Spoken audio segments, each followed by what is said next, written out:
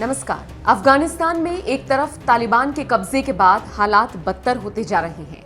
लोगों की जिंदगी की कीमत खत्म हो गई है। लोग मूलभूत सुविधाओं से वंचित हो गए हैं। तो वहीं दूसरी तरफ महिलाओं से लेकर युवाओं तक का भविष्य अधर में लटक गया है। सिर्फ इतना ही नहीं, तालिबान के सत्ता में आने के बाद से ही वहां के बार्बर यानी कि नाई भी परेशान हो गई हैं। इन बार्बर में तालिबानियों का इतना खौफ है कि वो इस काम को छोड़कर कोई दूसरा काम करने का मन बना रहे हैं। दरअसल इसके पीछे की वजह खुद बार्बर मोहम्मद आमीन नूरी ने बताई है।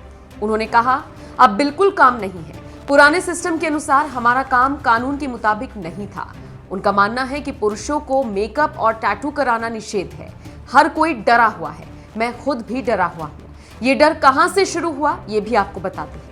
ये बात है 20 साल पहले की, यानी कि लगभग 2001 के आसपास की, जब तालिबानियों ने अफगानिस्तान पर कब्जा कर लिया था। उस वक्त तालिबानियों ने कई नाइयों को जेल में डाल दिया था। इसके पीछे की वजह थे हॉलीवुड स्टार लियोनार्डो डिकैप्रियो।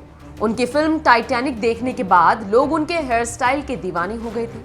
उनका हेयर कट रातों रात इतना फेमस हुआ कि लोग वैसा ही हेयर कट लेना चाहते थे।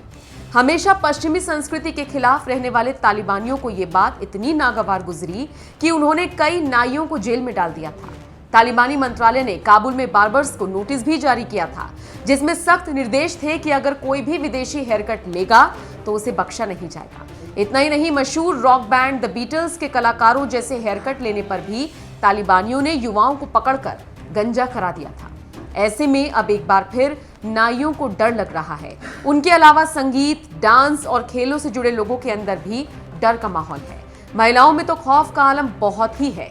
अब देखना होगा 20 साल पहले के तालिबान और अब के तालिबान में कितना फर्क दिखता है। आपका इस पूरी खबर पर क्या कहना है, कमेंट करके हमें जरूर बताएं।